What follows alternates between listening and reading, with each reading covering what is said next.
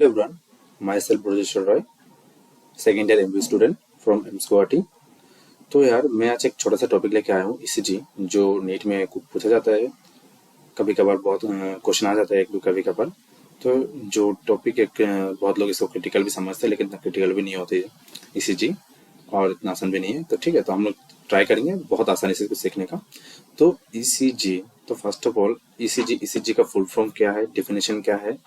तो ECG is a graphical representation ECG is a graphical representation of the electrical activity of heart during the cardiac cycle. तो definition में क्या होगा? It is a electrical activity, not a mechanical activity.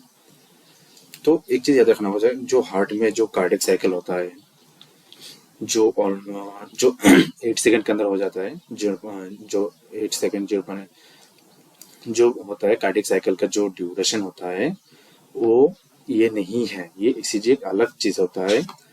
ECG ये heart का क्या करता है, ये हार्ट का जो इलेक्ट्रिकल एक्टिविटी है वो दिखाता है एक ग्राफिकल रिप्रेजेंटेशन के थ्रू।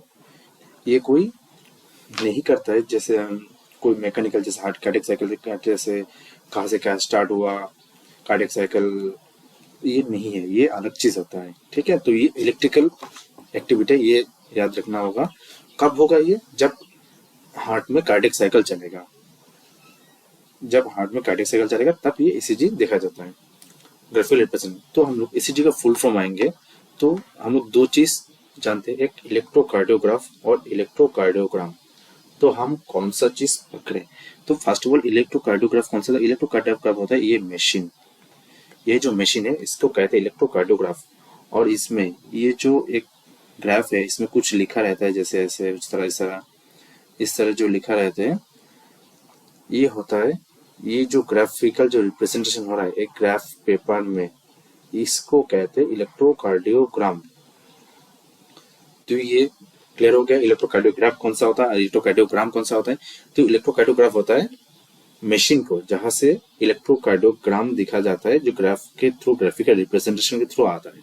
ठीक है, तो ये चीज क्लियर हो गया। तो हम लोग पहले ये जो इलेक्ट्रोकार्डियोग्राफ जो आता है, ये जो ग्राफ है, ये करने के पहले कुछ OIR होता है, लीड होता है, जो हम लोगों को बॉडी में पुट करना पड़ता है। तो हम लोग इसमें मेनली 3 पुट करते हैं। एक राइट ईस्ट में, जो राइट हैंड होता है, राइट ईस्ट के वेस्ट में। सेकेंड जो लेफ्ट आर्म होता है, लेफ्ट आर्म में जो रिस्ट होता है उसमें दिया जाता है। और एक लेफ्ट लेग में दिया जाता है, लेफ्ट लेग में जो एंकल होता है उसके ऊपर आसपास दिया जाता है। लेकिन और एक चीज आता है जो ग्रीन वाला, ये जनरली इधर नहीं चलना चाहिए, ये एमबीएस में मिलेगा, ये न्यूट्रल होता है, इसका अभी जरूरी नहीं है। लेकिन ये मेनली 3 चीज दिया जाता है। एक दिया जाता है राइट आर्म, एक होता है लेफ्ट आर्म, और एक दिया जाता है लेफ्ट लेग में दिया जाता है। ठीक है, तो ये ईसीजी में दिया जाता है। तब ये पुट किया जाता है, पुट करने के बाद जो ग्राफ होता है, ग्राफिकल रिप्रेजेंटेशन कुछ इस तरह आता है। ये होता है एक्चुअल ग्राफिकल रिप्रेजेंटेशन। पहले एक ऐसे आएगा, देन कुछ ऐसे आएगा। तो इसका जो नाम देना होगा, फर्स्ट ऑफ ऑल ये जो वेव आ रहा है इसको कहते हैं POF, ये जो वेव है इसको QOF, जो ये जो वेव आ रहे ये जो S, और इसको T नाम दिया जाता है। जो इधर लिखा है इधर एक्चुअली, तो ये है POF, ये POF है। ये QRS जो है इसको एक्चुअली, तो वेव कितना है मैं फर्स्ट बोल देता हूँ। P एक वेव है, और ये जो QRS ये 3 वेव से मिला, इसको कहते हैं QRS कॉम्प्लेक्स कहते हैं इसको। और एक एक्स्ट्रा इधर एक हो रहा है, और T वेव दिखा रहा है, इसको कहते हैं T वेव। तो क्या क्या है? POF है, QRS कॉम्प्लेक्स है, और T वेव है। अब देखना है P क्या रिप्रेजेंट करता है, QRS कॉम्प्लेक्स क्या रिप्रेजेंट करता है, और T जो वेव है वो क्या रिप्रेजेंट करता है। जो P वेव होता है, तो फर्स्ट ऑफ ऑल मैं आ जाता हूँ, तो P वेव क्या करता है। ठीक है, फर्स्ट ऑफ ऑल जो P वेव होता है, P वेव मैं P वेव से जाने से पहले कुछ चीज बोल देता हूँ, कुछ चीज, जैसे एक मैं लिख भी देता हूँ, डिपोलराइजेशन, डिपोलराइजेशन, सिस्टोल, कॉन्ट्रैक्शन। ये थ्री चीज सेम है। डीपोलराइजेशन मतलब सिस्टोल है, मतलब कॉन्ट्रैक्शन है हार्ट का, ये सेम चीज होता है, ठीक है। अगर मैं डिप्रेशन बोलूं तो ये सिस्टोल भी होगा, कॉन्ट्रैक्शन भी होगा। अगर मैं इधर लिखूं रिपोलराइजेशन, रिपोलराइजेशन इक्वल्स टू स्टोल इक्वल्स टू रिलैक्सेशन, तो ये तीनों चीज सेम है। रिपोलराइजेशन, डायस्टोल और रिलैक्सेशन तीनों चीज सेम होता है। डिपोलराइजेशन, सिस्टोल और कॉन्ट्रैक्शन ये तीन चीज सेम होता है। तो अब मैं बात करता हूँ, ये ग्राफिकल जो रिप्रेजेंटेशन होता है उसका भी मैं बात कर रहा हूँ। तो उसमें क्या होता है अभी, तो अभी क्या करना है देखो। तो फर्स्ट एक ऐसे वेव आ गया,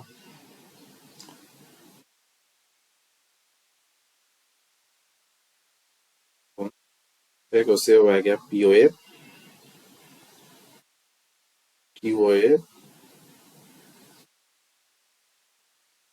TOF, P Q R S T. तो first of all POF, PF क्या होता है? पीएफ का मीन होता है जो एट्रिया होता है हार्ट में, जो एट्रिया होता है, एट्रिया जो हार्ट ऐसा होता है। एक रफली डायग्राम बनाऊं तो मैं एक रफली डायग्राम बना रहा हूँ।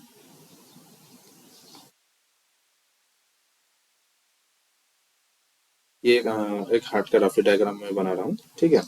हार्ट का जो ऊपर वाला होता है वो एट्रिया होता है, ये राइट एट्रिया, ये लेफ्ट एट्रिया, और नीचे वाला को वेंट्रिकल कहते हैं। जो नीचे वाला रहता है वो लेफ्ट साइड में लेफ्ट वेंट्रिकल, और जो राइट साइड में है वो राइट वेंट्रिकल। तो जो पीओएफ होता है, जो पीएफ होता है वो एट्रियल डीपोलराइजेशन होता है। क्या होता है? Atrial depolarisation. डीपोलराइजेशन, ये एट्रिया जो होता है ये ओनली लेफ्ट या राइट नहीं है, दोनों, बोथ, दोनों एट्रिया का डीपोलराइजेशन होता है। डीपोलराइजेशन मीन्स क्या होता है? इसको और एक नाम कह सकते हैं, एट्रिया सिस्टोल कह सकते हैं। इसको और एक चीज कहते हैं, एट्रियल कॉन्ट्रैक्शन कह सकते हैं। तीनों चीज सेम ही नाम है, ठीक है। फिर अगर मैं ये क्यू आर एस कॉम्प्लेक्स एक साथ होता है, ये क्यू आर एस कॉम्प्लेक्स तीनों है, इसीलिए इसको कॉम्प्लेक्स कहते हैं। तो ये क्या होता है? इसके बाद आता है वेंट्रिकुलर, वेंट्रिकुलर डीपोलराइजेशन। तो वेंट्रिकुलर डीपोलराइजेशन कहते हैं। तो वेंट्रिकल मीन्स ये लेफ्ट या राइट अलग अलग नहीं है, दोनों वेंट्रिकल के एक साथ को कहते हैं। दोनों वेंट्रिकल के एक साथ राइट और लेफ्ट दोनों मिलकर होता है वेंट्रिकुलर डीपोलराइजेशन, जिसको और एक नाम किया जाता है वेंट्रिकुलर डीपोलराइजेशन, या तो और भी किया जाता है वेंट्रिकुलर सिस्टोल, या तो कह सकते हैं वेंट्रिकुलर कॉन्ट्रैक्शन। जब वेंट्रिकुलर कॉन्ट्रैक्शन होगा तब ये जो क्यू आर एस कॉम्प्लेक्स है, जो ऐसा है, जो क्यू आर एस कॉम्प्लेक्स है वो आ जाता है। ये जो कॉम्प्लेक्स है कब आएगा? जब ये क्यू आर एस कॉम्प्लेक्स है, जब वेंट्रिकुलर कॉन्ट्रैक्शन रहेगा, ठीक है। और एक लास्ट क्या होता है? टीओएफ। एक होता है टीओएफ, जो ये है एक्चुअल, जो टीओएफ होता है, जो टीओएफ होता है से P Q R S T, P F हो गया, क्यू आर एस हो गया, टीओएफ। जो टीओएफ होता है ये क्या काम है? जो टीएफ होता है वो क्या करता है? ये जो टीओएफ है, ठीक है, ये P Q R S complex के बाद आता है, ये डीपोलराइजेशन हो गया। अब ये होता है रिपोलराइजेशन। ये किसका रिपोलराइजेशन होता है? ये होता है वेंट्रिकुलर रिपोलराइजेशन, वेंट्रिकुलर रिपोलराइजेशन। तो वेंट्रिकुलर रिपोलराइजेशन, इसको और भी एक नाम है, इसको हम कह सकते हैं वेंट्रिकुलर डायस्टोल, और भी कहते हैं वेंट्रिकुलर रिलैक्सेशन। तो यार ये जो वेंट्रिकुलर रिलैक्सेशन है, ये जो वेंट्रिकुलर रिलैक्सेशन रिपोलराइजेशन, तो क्या है? देखो एक्चुअली जब वेंट्रिकुलर डायस्टोल मींस वेंट्रिकल इसमें अभी कुछ काम नहीं कर रहा है, ये रेस्ट है। इस टाइम में क्या हुआ? ब्लड आएगा टू द एट्रिया, जो जो बाइस्पिड वाल्व, ट्राइस्पिड वाल्व, उससे एट्रिया टू वेंट्रिकल में ब्लड आएगा, और वेंट्रिकल फुलफिल होना शुरू होगा। इस टाइम में वेंट्रिकल रिलैक्स रहता है, जिसको हम लोग डायस्टोल भी कहते हैं, रिलैक्सेशन कहते हैं, रिप्रेजेंटेशन। इस टाइम में जो ग्राफिकल रिप्रेजेंटेशन आता है वो टीओ वेव होता है, ठीक है। क्यूआरएस कॉम्प्लेक्स क्या होता है? जब वेंट्रिकुलर कॉन्ट्रैक्शन होता है, जब वेंट्रिकुलर कॉन्ट्रैक्शन मींस वेंट्रिकुलर जब कॉन्ट्रैक्शन होगा तो हम लोग को होल बॉडी में ब्लड सप्लाई होगा, oxygenated blood and deoxygenated blood क्या होगा, राइट वेंट्रिकल टू कहा जाएगा, हो जाएगा लंग्स में, तब ये क्यूआरएस कॉम्प्लेक्स रिप्रेजेंट आता है। और एक जो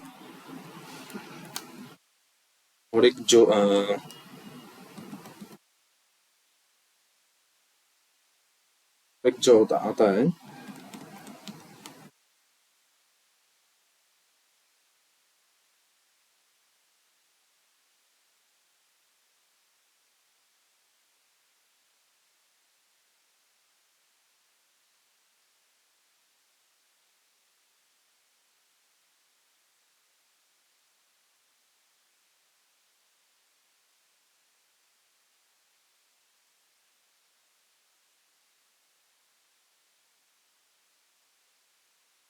और एक जो ये पी वेव है, ये जो एट्रियल डिपोलराइजेशन है, तो एट्रियल डिपोलराइजेशन में कब होगा, मतलब सिस्टोल कॉन्ट्रैक्शन। इस टाइम में क्या होगा, ये जो एट्रिया है ये दोनों कॉन्ट्रैक्ट करेगा। जब ये कॉन्ट्रैक्ट करेगा तो क्या होगा, ब्लड ऊपर से वेंट्रिकल में आएगा। इस टाइम पे ये जो रिप्रेजेंटेशन मिलता है वो होता है पीओएफ, ठीक है। तो ये जो ग्राफिकल रिप्रेजेंटेशन है ये भी बहुत काम कर जाए। ये रिप्रेजेंटेशन क्या होता है, कैसे पीओएफ आएगा, ऐसे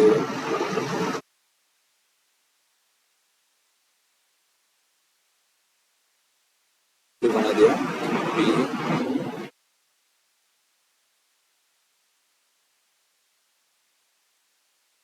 ग्राफिकल रिप्रेजेंटेशन है, अगर इसमें कोई प्रॉब्लम हो जाए, सपोज टू बी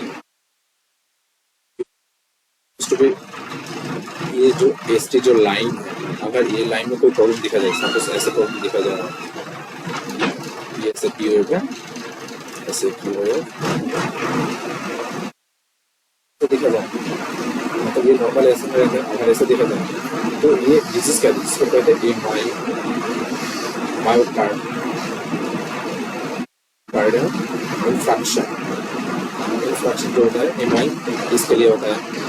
अगर ये जो क्यूएफ है इसमें कोई प्रॉब्लम हो जाए, एबनॉर्मल देखा जाए, तो उसको कहता है हार्ट ब्लॉक। तो इसमें कुछ डिजीज देखा जाए तो बहुत सारा डिजीज होता है। एक इसी एक ब्रांच होता है कार्डियो में, तो मैं बस दो डिजीज का नाम है, एक होता है एमआई मायोकार्डियल इंफ्रैक्शन और एक होता है हार्ट ब्लॉक, जो ऐसी चीजें हम जनरल क्लास से देखा जाता है और भी होता है, ठीक है। तो एक छोटा सा टॉपिक था जो आज मैं डिस्कस किया। अगर कोई प्रॉब्लम हो तो कमेंट सेक्शन में टाइप करो, मैं ट्राई करूँगा आंसर करने का, ठीक है। तो बेटी बस नीट को सब करें करो।